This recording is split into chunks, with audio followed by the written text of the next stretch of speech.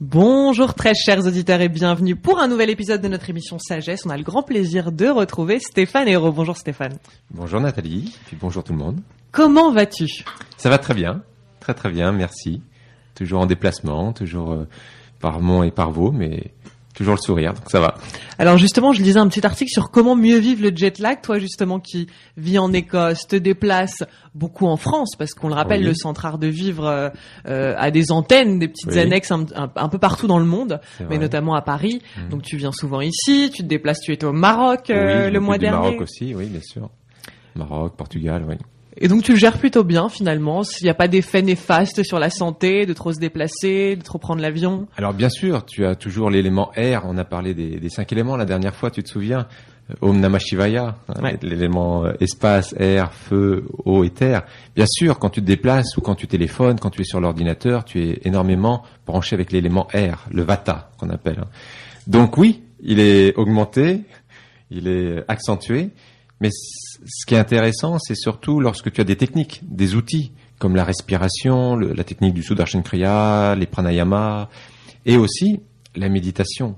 Ça fait que quand tu commences à faire ta technique des pranayama, tu vas rééquilibrer les 5 éléments qui sont à l'intérieur de toi, donc tu vas bien sûr pallier un peu à toutes ces jet lag ou Tous les petits désagréments liés au voyage. Voilà, c'est ça. Tu commences à rééquilibrer, et puis aussi par la nourriture qui est importante aussi. Donc la méditation, l'alimentation, la respiration Ça. sont 3 grandes branches, et on le rappellera jamais assez, Ah, jamais assez. pour se maintenir en bonne santé, mais au-delà Jamais de ça, assez. pour maintenir un bonheur, Oui. de la joie, un taux énergétique assez élevé, un taux vibratoire assez élevé. Oui, tu te souviens de l'histoire des 3 poissons du mois dernier Ouais. qui cherchent à l'extérieur. Eh ben, ici, c'est important de prendre ce temps pour trouver à l'intérieur. Ce qu'on appelait en sanskrit Turiya. Turiya, c'est un haut degré de conscience, un haut degré d'éveil, qui est le 4e état de conscience. Le premier état de conscience, il est appelé Jagrut. C'est l'état de veille. Donc là, on est dans un état de veille. On juge, on est d'accord, pas d'accord, on commence à penser à faire telle ou telle action, on voit des gens passer. Donc tes sens sont éveillés, donc ils sont pleins d'attention. Donc ça, c'est l'état de veille. Il s'appelait Jagrut. Ensuite, il y a Sushupt. Sushupt, c'est le sommeil. C'est joli comme nom. C'est hein. joli, c'est mignon. Sushupt. Voilà, Sushupt, c'est le sommeil. Un sommeil profond, où tu n'as pas de rêve à l'intérieur. Donc ce sommeil profond, il est de moins bonne qualité. De plus en plus, les gens arrivent moins à toucher ce sommeil profond. Lorsqu'ils se réveillent, ils sont de plus en plus fatigués, ils n'ont pas retrouvé ce ressourcement que le sommeil devrait nous offrir. Donc, comment pallier à ça ? Alors bien sûr, une fois de plus, la respiration, la méditation va augmenter cette qualité de sommeil. Le 3e état de conscience, la conscience qui est appelée en sanskrit avasta. Le 3e état de conscience, il est appelé swapna. Et c'est tout le domaine des rêves. Donc peut-être qu'un jour, on pourra faire une émission sur les rêves vus par le Vedanta et le Veda. Et le 4e état de conscience, il est appelé Turiya. Turiya, la lumière, la conscience divine. C'est-à-dire cet état d'éveil où tu as une conscience dans une sérénité, dans un état de repos, tu as une conscience, et aussi tu as une vigilance dans un état de repos. Autant que quand tu es dans l'état de veille, tu n'as pas forcément cette sérénité. Les gens sont des fois même très actifs, très agités. Et quand tu es dans le sommeil, tu n'as pas cette vigilance. On est complètement apathique, et puis un sommeil qui est lourd, mais pas forcément récupérateur. Turiya, c'est s'offrir un temps pendant 20 minutes où on s'impose le repos d'une façon consciente. Donc c'est ça la méditation. La méditation, c'est un repos conscient et de la vigilance sereine. C'est ce doux mélange qui fait que la méditation est puissante et surtout régénératrice. Et au-delà de cela, bien sûr, il y a d'autres domaines que cela touche, mais la méditation, c'est une nourriture à part entière, aussi bien que je dirais la nourriture physique, le sommeil ou même la respiration. La méditation est une nourriture à part entière. Donc je ne le répéterai jamais assez, encore et encore. Prenez un temps pour vraiment méditer. Et si vous n'avez pas d'outils, allez trouver une technique de méditation qui vous convienne. Il y en a de nombreuses. C'est vrai que les gens sont souvent un petit peu perdus face aux larges propositions du marché de la méditation.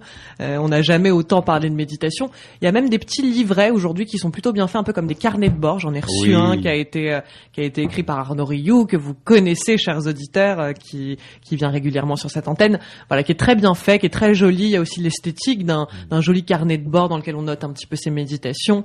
L'idée, c'est comme il le dit en préface, c'est pas d'arrêter vos pensées, c'est de savoir prendre du recul vis-à-vis de ses pensées. En tout cas, il y a un large panel de techniques. Le plus simple, c'est d'essayer, c'est d'expérimenter. Oui. Ne serait-ce qu'avoir une minute, même une minute par jour, on ferme les yeux, on rentre en soi, on calme sa respiration. Ne serait-ce que ça va déjà changer votre quotidien. C'est clair. C'est déjà un grand bonus. Alors justement, on va peut-être vivre un peu un temps de méditation puisque et même quand on était enfant, ça nous ramène un peu à cette tendre enfance lorsqu'on nous contait des histoires. Eh bien, dans cette émission Sagesse, un moment qu'on adore, c'est quand tu nous contes une histoire. Donc c'est une méditation très éveillée. Mais en tout cas, on va avoir le bonheur de t'écouter tout de suite, mon cher Stéphane. C'est toujours pour l'histoire du jour. Un plaisir de partager ces histoires qui font partie de cette sagesse universelle. Et puis lorsqu'on revient auprès de nos grands-parents, nos ancêtres, il y avait toujours cet échange en fin de compte, avant qu'on soit vraiment focalisé sur la télé. Bon, en ce qui me concerne, c'est pas le cas parce que je n'ai plus de télé, mais par contre, c'est vrai que de plus en plus d'ailleurs, les gens arrêtent de regarder la télé et le font avec de plus en plus de conscience. Donc, on voit vraiment une belle évolution. Et de plus en plus de gens veulent se réunir autour plutôt d'un groupe, de partage, de chants et d'histoires. Donc, pour aujourd'hui, quelle est cette histoire ? Ben justement, c'est une histoire qui va un petit peu mettre en évidence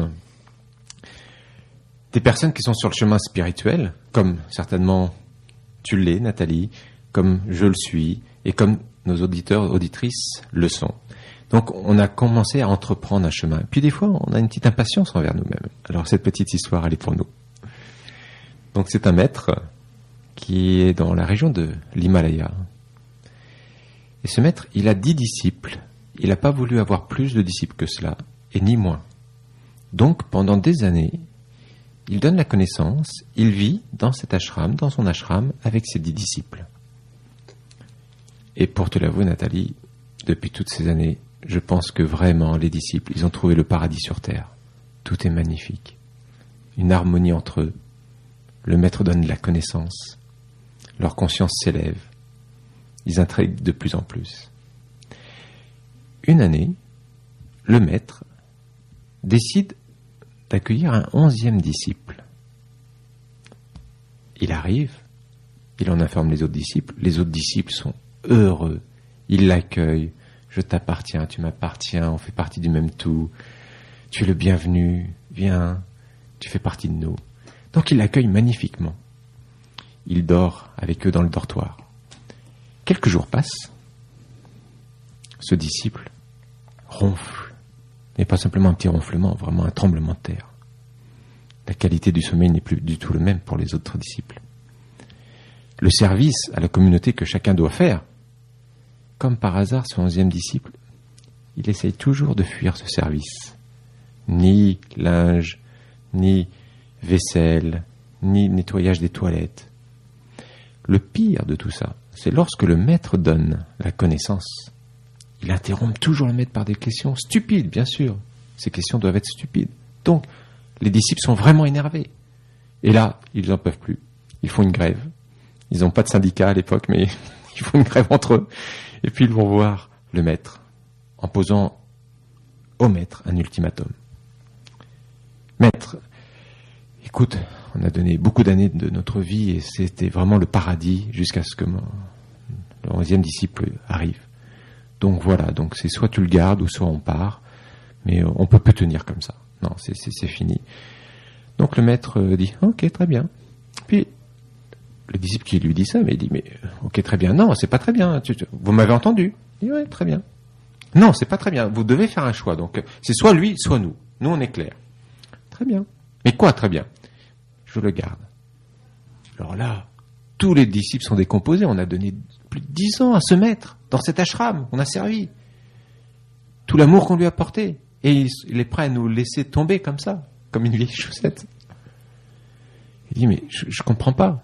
Et le maître, il dit, mes bons amis, c'est très simple. Pendant toutes ces années, je vous ai appris la théorie. Lui, en 15 jours, il vous a appris la pratique. Des fois, c'est un peu ce qui se passe. C'est-à-dire qu'on est sur un chemin spirituel et on apprend de belles choses. Mais lorsqu'on revient dans notre quotidien, lorsqu'on revient auprès de notre famille, de nos amis, de nos collègues, on s'aperçoit que toutes les belles choses qu'on a apprises, on a du mal à les mettre en application. On a du mal à les mettre en application. Et là, c'est intéressant de voir à quel point on arrive à se sentir soit coupable, ou soit à se sentir mal à l'aise, ou soit à se dire, peut-être même à douter de la voie qu'on a choisie, en disant c'est pas pour moi, de toute façon ça m'amène rien, regarde, après toutes ces années, je suis encore bloqué. Mais c'est pour ça que c'est très important d'être indulgent envers soi. Parce que la pratique spirituelle, l'enseignement spirituel, c'est un enseignement qui se passe à chaque instant, à chaque moment. C'est pas un acquis. C'est pour ça que le grand sage Patanjali, qui a écrit un magnifique traité sur le yoga qui s'appelle les Yoga Sutras de Patanjali, il disait « Le chemin est long, mais le but est à chaque instant. » Donc, à tous nos auditeurs, auditrices, qui se retrouvent peut-être dans notre histoire, Nathalie, c'est peut-être un message d'enthousiasme, de persévérance. Gardons cette foi que, malgré tout, à un moment donné, même si on n'applique pas à 100% toutes les bonnes clés de connaissance, sagesse ou les pratiques qu'on a mis en place, on ne voit pas encore l'effet immédiat. C'est important de savoir que c'est là, c'est présent et ça va le produire à un moment donné. C'est comme quand tu te brosses les dents. Quand tu te brosses les dents, tu sors pas de ta salle de bain en criant sur les toits « Ouah, je me suis brossé les dents, c'est super, c'est magnifique !» Non, tu savoures bien sûr que tu t'es brossé les dents. Mais le fait de ne pas se brosser les dents, c'est là où les problèmes peuvent arriver. Donc c'est ça qui est très intéressant, c'est de considérer notre pratique spirituelle, les enseignements spirituels, un peu comme une pratique qui préserve une santé physique, mentale, intellectuelle, et sur d'autres niveaux, bien sûr, spirituels. Alors, je trouve ça très étonnant. Et à chaque fois, la vie est une sacrée coquine quand même, parce que là, à l'instant, donc Stéphane est en train de nous livrer ce message, et moi, j'entends mes collègues qui sont juste derrière et qui sont en train de bouger des chaises et faire du bruit. Et là, intérieurement en moi, c'est un petit peu genre, mais il ne nous voit pas, mais il ne nous respecte pas, mais ça commence à m'énerver, mais je vais sortir, on va interrompre l'émission. Voilà, du coup, encore une fois, elle nous illustre là, dans l'instant, ce que c'est aussi que de rester là, aligné, et puis de mettre en application, comme tu le dis, tous ces outils dont on entend parler en théorie, mais c'est l'idée de trouver une sérénité à l'intérieur, c'est-à-dire de juste faire abstraction de l'extérieur et même de pouvoir méditer. Et je trouve que c'est un exercice intéressant de méditer dans des endroits où il y a beaucoup de bruit. Oui, surtout, c'est une très bonne pratique. C'est là où tu vois à quel point tu peux simplement te faire le retrait des sens. Et tu te souviens dans les 4 piliers de la connaissance, le premier pilier, c'était Viveka, le deuxième, c'était Vairagya. Et il y avait les 6 richesses. Et la première richesse, c'était Shama, la stabilité de l'esprit. Et donc ça, c'est très important, avoir cette stabilité de l'esprit.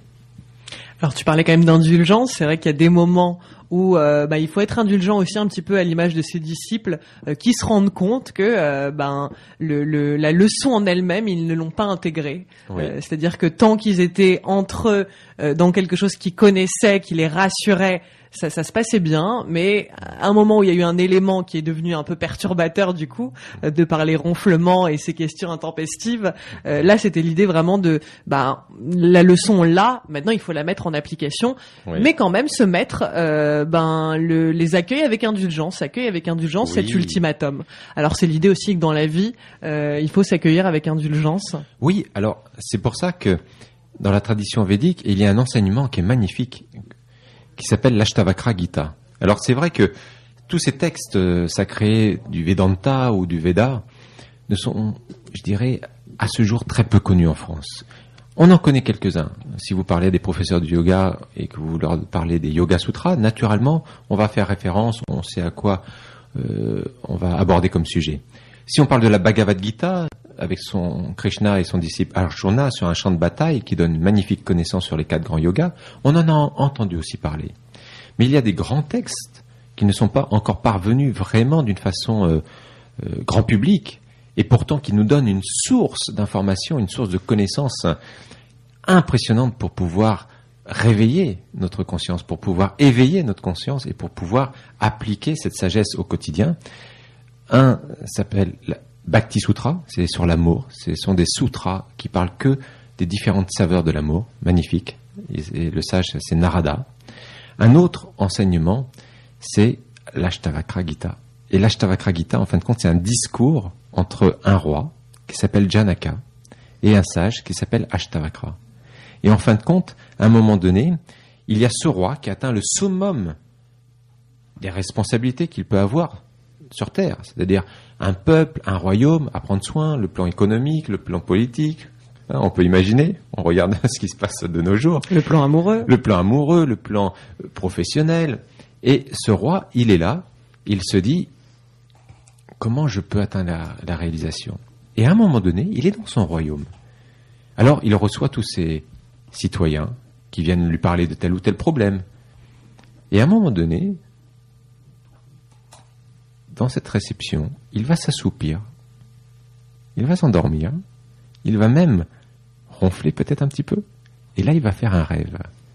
Il n'est plus du tout dans son royaume, il est dans une terre désertée, il y a la famine, il a faim à l'intérieur de lui, et il parcourt des kilomètres et des kilomètres pour chercher la nourriture, jusqu'à un moment donné où il tombe à l'orée d'un petit village déserté, sur une petite galette qu'on appelle les chapatis en Inde. C'est une petite galette de blé, le pain de base. Et là, il commence à prendre ce chapati et à le mettre proche de lui, parce que la coutume veut dans ce pays que si jamais quelqu'un d'autre avait faim, tu devais partager. Mais là, il n'a pas envie de partager. Il veut garder ce chapati, ce pain pour lui. Donc il trouve une colline, un arbre, et là, il est sûr qu'en haut de cette colline, il voit s'il y a quelqu'un qui peut approcher ou pas. Donc il n'y a personne, il s'assoit. Et au moment donné où il veut manger son pain, il y a un corbeau sur sa tête qui commence à descendre, il lui pique, lui vole son chapati. Et à ce moment-là, il se réveille. Il se retrouve dans son royaume. Et la question que ce roi va se poser, c'est qu'est-ce qu'est la réalité ? Le rêve ou ce que je vis maintenant ? Et si ça, c'était qu'un rêve, comment je pourrais atteindre la réalisation, l'illumination ? Et il va demander à ce qu'on lui apporte, en tout cas qu'on lui fasse connaître le sage, la personne qui pourra lui enseigner la plus haute connaissance, qu'on appelle Brahma Gyana. Et toute l'histoire commence ainsi. Et pourquoi je vous raconte cette histoire ? C'est parce que cet ouvrage commence par les 3 disciplines essentielles à tout chemin spirituel. Toute voie spirituelle, pour percevoir les concepts, pour percevoir l'enseignement que la voie va t'offrir, il y a 3 grandes disciplines qui sont essentielles. Donc il y a du savoir théorique dans cette sagesse védique, mais il y a également et avant tout une mise en application. Oui, c'est la différence avec la philosophie, où tu vas émettre des questions et tu vas broder autour de ces questions, tu vas émettre des hypothèses, sans jamais aller chercher l'expérience par un autre plan de conscience qui est touchable, atteignable avec la méditation. Là, c'est différent. Cet aspect spirituel est très pragmatique parce que tu vas aller chercher dans la conscience collective, dans les dossiers akashiques, dans la mémoire de la planète et de l'univers, les réponses à tes questions sur un autre plan de conscience. Donc là, il va y avoir un discours, et ce qui est beau, c'est que le sage lui dit tout de suite, Ashtavakra lui dit, mais mon bon ami, tu es déjà libre. C'est ça la beauté de cet enseignement, c'est-à-dire que il n'y a pas à aller chercher quelque chose pour te rendre libre. Tu as simplement à reconnaître que tu es libre. Et si tout le monde sur cette planète pouvait reconnaître déjà qu'il est libre, qu'il n'est pas enfermé dans ses croyances, dans ses peurs, dans ses doutes, dans ses comportements, c'est là où le vrai chemin spirituel commence. Mais pour ça, et ça, on revient à notre émission précédente, il faut y mettre de la conscience. Forcément, dans ce qui nous enchaîne, dans les pensées qui sont en boucle et qui nous empêchent finalement d'aller vers cette liberté, cette grande liberté intérieure qui est même immense, qui est infinie. Elle est juste infinie, comme tu viens de le dire. Alors c'est pour ça qu'il parlait de la discipline. La plupart du temps, Nathalie, si tu dis à quelqu'un, ça serait bien que tu installes une discipline, il va le prendre un petit peu comme un fardeau. Et pourtant, la discipline, c'est la mère de la liberté. Tu ne peux pas avoir une liberté sur quelque chose si tu ne te disciplines pas. Et c'est ça qui est intéressant, parce que il y a 2 voies où tu peux percevoir la discipline. Tu as un niveau de discipline où c'est plutôt quelqu'un qui t'impose quelque chose. Par exemple, au départ, tu te brossais pas les dents. Mais par contre, ta mère te courait après pour te faire brosser les dents. Ça, c'est sûr. Donc, c'est-à-dire qu'au départ, tu n'avais pas cette connaissance et cette discipline de te brosser les dents. Mais lorsque tu as perçu ton bienfait en te brossant les dents, quand tu as commencé à avoir une certaine maturité, ta mère a arrêté de te courir. Après, je l'espère, dis-moi. Ah non, elle m'appelle encore tous les soirs. Tu t'es bien brossé les dents, ma fille. Donc, maintenant, c'est devenu ta vraie nature. Oui. Donc, le début de chaque discipline, c'est une intention particulière que nous devons nous auto-imposer. Mais la discipline ne dure jamais tout le temps. La discipline s'arrête lorsque ça devient notre vraie nature. Et la discipline est nécessaire pour quitter un ancien comportement, pour aller vers un nouveau comportement, pour quitter une ancienne habitude, pour aller vers une nouvelle habitude. Donc, ce sage Ashtavakra Gita et cette connaissance védique dit entreprenez un chemin. La voie, choisissez-la par rapport à ce que vous êtes, par rapport à ce que est l'autre, votre guide, ou la vie en général. Trouvez le chemin qui vous convienne. Par contre, 3 disciplines seront nécessaires pour accueillir la connaissance spirituelle. La première discipline, c'est la discipline du corps. Alors, on le comprend par la discipline du corps dans notre société moderne. Oui, je fais ma toilette, je me lave. Je fais la salle de sport toutes les semaines. Mais c'est plus que cela. C'est est-ce que j'ai le contrôle de mes sens ? La discipline du corps, c'est est-ce que je suis attentif à ce que je mets dans mon corps ? J'ai mangé un gâteau ? Je l'ai savouré. Et là, la langue me dit, peut-être un deuxième gâteau. Allez, un petit deuxième gâteau. Et je le prends. Il y a un troisième gâteau. Et après, je me sens lourd. Pareil, je regarde un film. Allez, non, j'ai pas envie de dormir.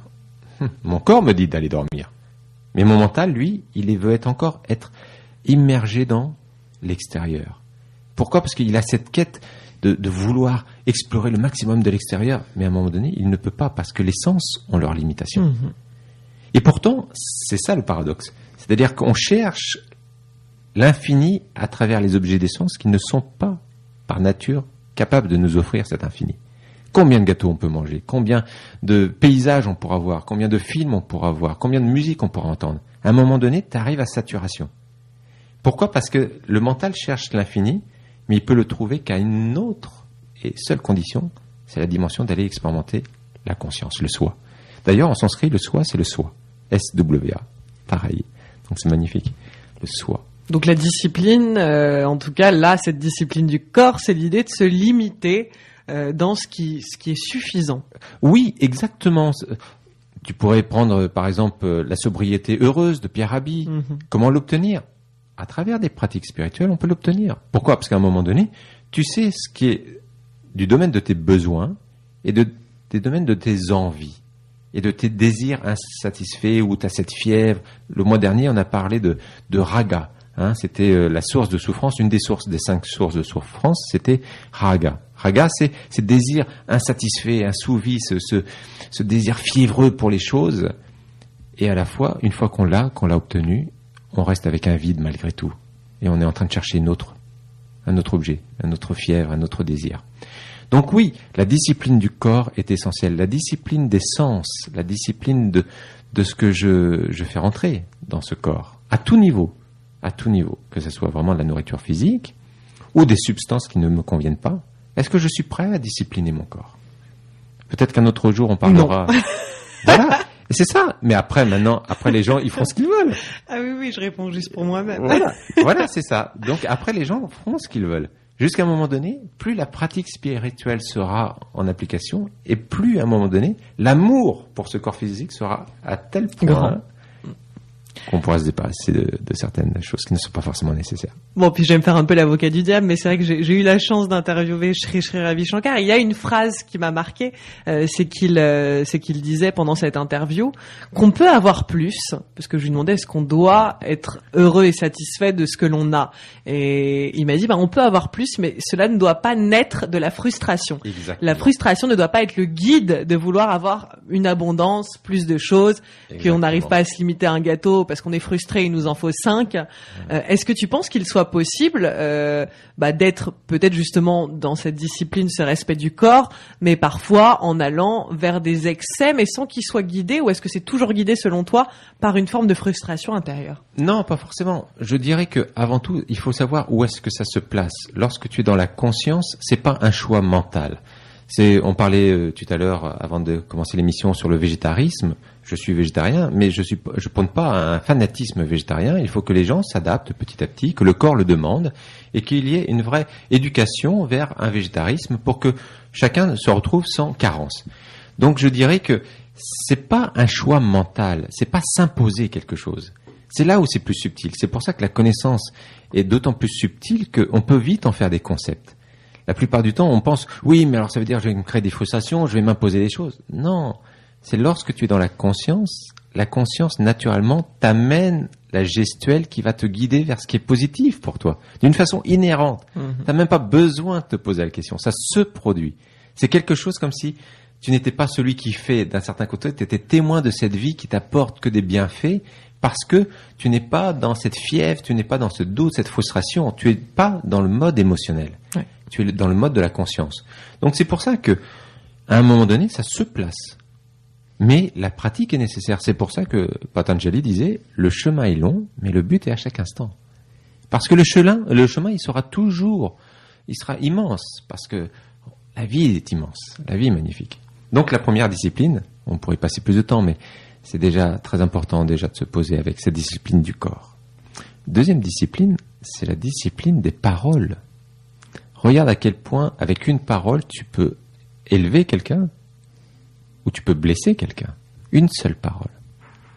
Tu rentres de chez toi, tu arrives peut-être dans ton travail, tu as passé un bon moment chez toi, et puis une personne te fait une remarque désobligeante. Et regarde à quel point c'est un pouvoir d'enlever le sourire, de t'amener une émotion, une tristesse. Et on le vit tous au quotidien, non ? Oui. Donc, c'est très important ce qu'on aimerait recevoir des autres. Est-ce qu'on est capable d'avoir cette discipline dans les paroles ? C'est-à-dire, quoi qu'il arrive, je ne vais pas insulter cette personne. Je ne vais pas te dire, je ne vais pas lancer des flèches. Mais par contre, je peux lui faire prendre conscience de quelque chose avec des paroles qui peuvent être fermes.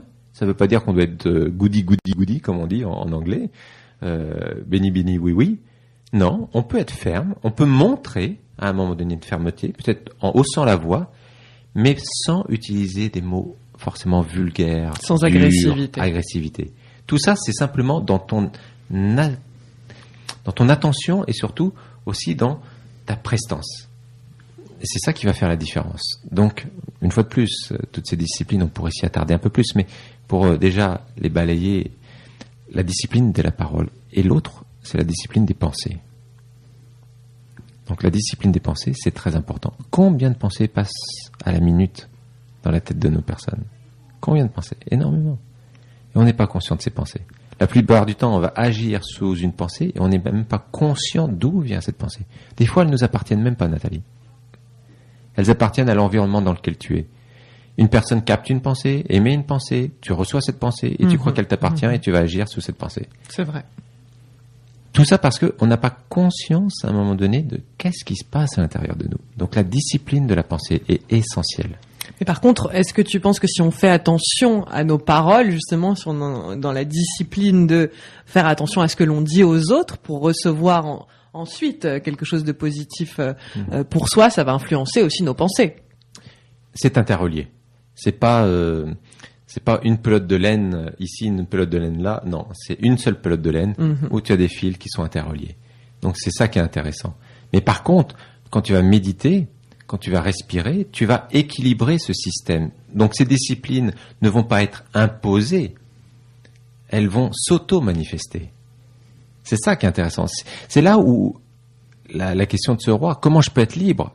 Et le saint lui dit, mais tu es déjà libre, mon bon ami. Tu es déjà libre. Pourquoi tu te poses cette question ? Tu es déjà libre. Par contre, tu n'as pas conscience de ta liberté. Mais ce qui est beau, c'est que si tu étais endormi, que tu sois en prison ou pas, tu peux pas le sentir. Mais quand tu te réveilles et que tu es dans une cellule, c'est là où tu prends conscience que tu es en prison. Donc de la même façon, au moment où tu t'es éveillé et tu t'es rendu compte que tu t'es enchaîné par tes croyances, par tes peurs, par tes pensées, par tes comportements, par tes habitudes, par tes doutes, c'est là où le chemin de l'éveil commence. C'est ça qui est intéressant. C'est là où on peut vraiment prendre conscience mais on est déjà libre. Arrêtons de nous faire croire qu'on n'est pas libre. Arrêtons de nous faire croire que ça viendra d'un Dieu extérieur. Arrêtons de nous faire croire que ça viendra de quelqu'un d'autre d'extérieur. Non, les autres peuvent être là pour nous accompagner, mais le chemin doit être entrepris par nous-mêmes. Et le principal, c'est de se faire bien guider aussi. Ça, c'est important. Donc, les 3 disciplines étaient intéressantes. Et cette discipline des pensées, des paroles et du corps, ça revient, si tu te souviens bien, le mois dernier, nous avons parlé des 4 nobles vérités du Bouddha. Les 4 grandes vérités du Bouddha. Il y a la souffrance, il y a des causes à cette souffrance, la cessation de la souffrance, et il y a la libération, la réalisation. Et il avait émis un chemin qui s'appelle le noble chemin, le chemin de la voie octuple. Donc il a 8 voies, cet enseignement du Bouddha. Donc la première, c'est la compréhension juste. Qu'est-ce que je comprends de l'environnement, de l'extérieur? Ma perception des choses, compréhension juste. Deuxième, c'est justement la pensée juste, la parole juste, l'action juste, les moyens d'existence justes. Ensuite, c'est l'effort juste, l'attention juste. Et le dernier, c'est...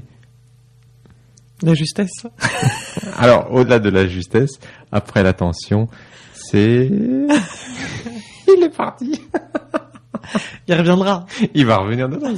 C'est sûr qu'il va revenir. L'effort. Donc, j'ai dit l'effort, l'attention, et puis, il va revenir. Bon, il reviendra. Il reviendra quand ce sera le bon moment. Ou il reviendra peut-être le mois prochain pour un nouvel épisode, puisque le temps imparti est écoulé, si on peut dire les choses ainsi. Mon cher Stéphane, bon, encore une fois, une émission avec beaucoup de transmission. Oh, c'était la concentration juste. Eh bien, voilà. Il est revenu avant la fin. C'est vrai, c'était ça. C'est ça. Et ben voilà, tout simplement.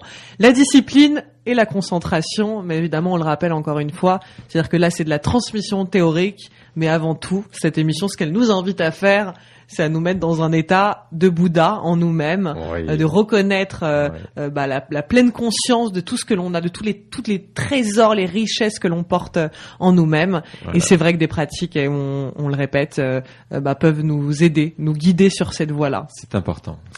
En tout cas, comme une brosse à dents, c'est important.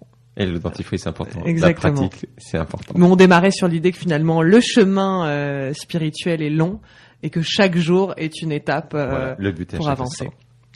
Merci mon cher Stéphane. On te retrouve via ton site internet, donc c'est www.stéphanero.com. Ou sinon on peut se rendre sur le site de l'Art de Vivre où vous proposez notamment des initiations à la méditation. Oui. J'ai un collègue qui a testé, qui a beaucoup aimé, donc n'hésitez pas si vous avez envie de tester 1 heure ou 2 de méditation. Dans l'un de nos centres à Paris, donc 11e ou 15e. Mais effectivement, artdevivre.fr, il y aura toutes les informations, mais aussi en France et dans le monde entier. Super. On retrouve là tous les centres sur le site internet, j'imagine. Oui, ça y est. Namasté. Merci Stéphane. Merci Nathalie. À bientôt.